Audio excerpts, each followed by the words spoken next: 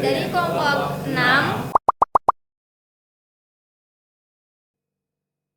Kami akan menjelaskan tentang proyek UTS kita, yaitu antrean konsultasi tugas akhir, di mana antrean ini bertujuan untuk memproses mahasiswa semester akhir untuk menjalankan tugas akhirnya dan juga untuk memproses antreannya, yaitu dengan sistem data stack dan juga queue. Dan juga di sini stack dan queue itu akan dikombinasi dengan linked list.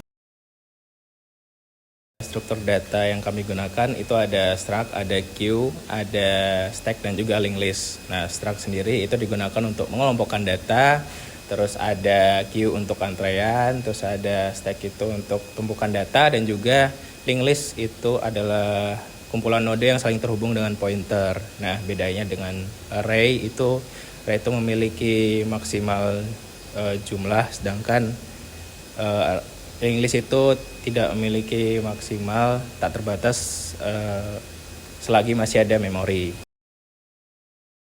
Selanjutnya kita akan menjelaskan alur atau logika program.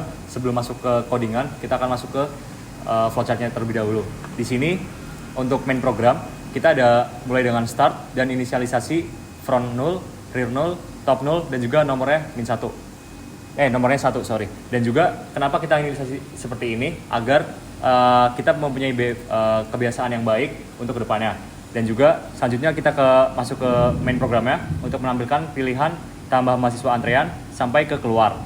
Dan juga di sini ada kita masukkan input pilihan dan juga kita masukkan pilihannya berapa 1 sampai 6. Setelah kita dapatkan pilihan 1 sampai 6, program akan berjalan sesuai dengan kode yang nanti akan kita jelaskan. Di sini juga kita ada beberapa flowchart untuk menjelaskan bagian-bagiannya seperti tambah mahasiswa ke antrean sampai dengan memasukkan pilihan selain angkanya.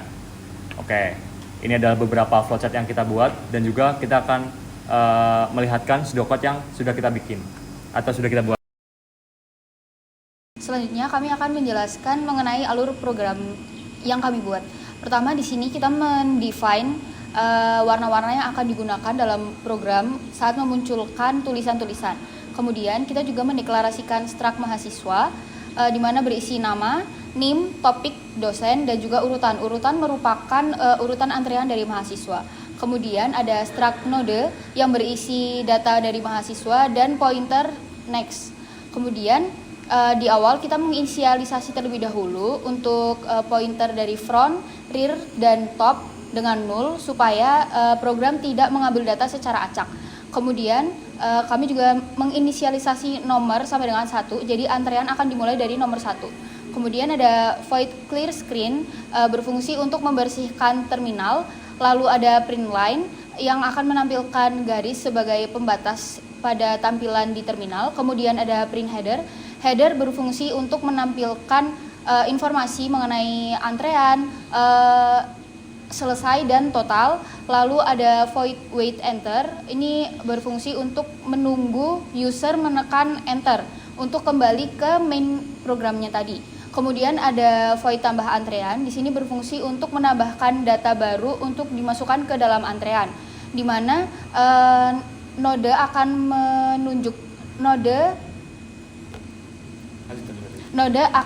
menunjuk ke data baru yang berfungsi sebagai new node.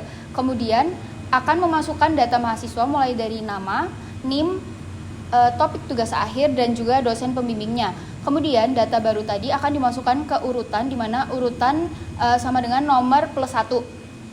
Dan data baru tadi akan menunjuk ke pointer selanjutnya, yaitu next, yang dimana sama dengan 0 karena data baru tadi berfungsi sebagai data terakhir di antrean.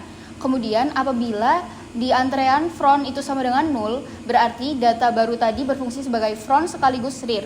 Selain itu berarti data baru tadi akan berfungsi sebagai rear. Kemudian setelah berhasil akan muncul tulisan mahasiswa berhasil ditambahkan ke antrean. Kemudian memanggil fungsi void dari wait enter dan menunggu user menekan enter.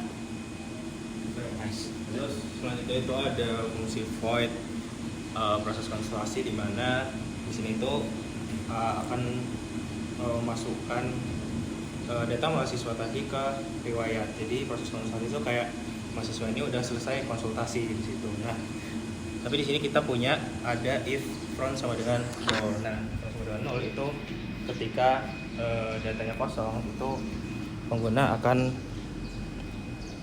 eh masukkan ke wait enter ke menu. Nah, kalau misal dia ada antrean, dia akan masuk ke not temp sama dengan front ini.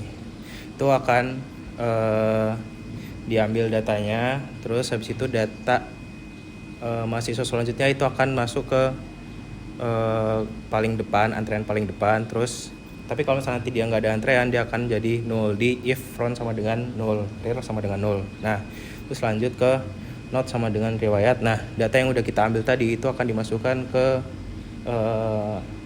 stack riwayat dan akan ditunjukkan di eh, paling atas gitu. Terus ada see out itu untuk nunjukin mahasiswa yang sedang proses konsultasi. Terus delete temporary itu untuk menghapus node di memori. Terus lanjutnya ada wait enter untuk kembali ke menu gitu. Lanjut. Oke, selanjutnya ada void tampil antrian. Nah, di sini ada if front sama dengan 0. Nah, ketika front sama dengan 0, maka program akan mencetak antrian kosong. Kemudian program akan wait enter untuk menunggu user menekan enter. Kemudian program akan kembali ke menu awal. Selanjutnya ada while temporary sama dengan 0. Nah, ini artinya ketika temporary tidak sama dengan 0, maka program akan menampilkan seluruh data mahasiswa yang ada di antrean. Selanjutnya void tampilan riwayat, di mana jika top sama dengan 0 maka akan menampilkan riwayat konsultasi kosong dan dia akan kembali ke awal. Nah, pointer temporer sama dengan top. Nah, jika temporernya itu tidak sama dengan 0 maka dia akan menampilkan semua data mahasiswa yang ada di sana. Selanjutnya ada void konsultasi terakhir. Di sini menampilkan konsultasi terakhir dengan cara kita mengeprint topnya. Tapi kita tidak menghapus, kita tidak menggunakan pop karena kita ingin datanya terus ada setiap kali kita menjalankan programnya.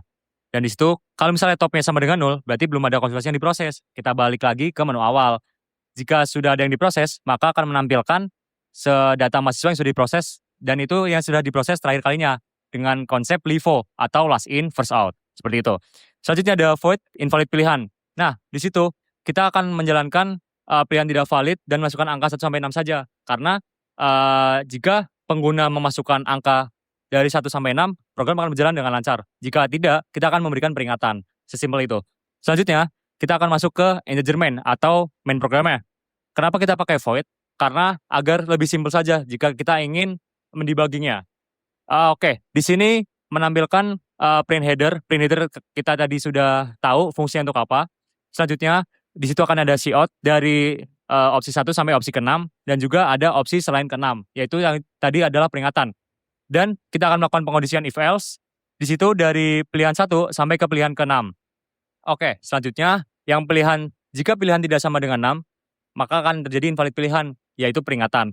Nah, di sini kita pakai do while, kita akan mengerjakan di do dulu, dan jika while yang itu adalah true atau benar, maka program akan melooping program tersebut. Jika pilihannya tidak sama dengan 6, berarti while itu adalah salah atau false. Jika false, maka program akan berhenti dengan print clear screen dan terminal akan menjalankan programnya selesai dan sampai jumpa. Sebenarnya sesimpel itu aja, dan juga aku akan menjelaskan juga kenapa kita pakai temporary. Kenapa kita pakai temporary? Agar datanya itu tidak terhapus. Jadi kita menggunakan penyimpanan sementara. Dan juga di setiap program, bisa di zoom ke atas, seperti kita akan menampilkan void print header di setiap programnya. Seperti di atas lagi, scroll lagi. Nah, di sini di void invalid pilihan juga ada print header, di atasnya lagi juga ada. Nah, jadi kita menampilkan print header di setiap fungsinya. Agar apa? Agar kita tahu datanya masih kesimpan, seperti selesai dan lain sebagainya. Seperti itu saja.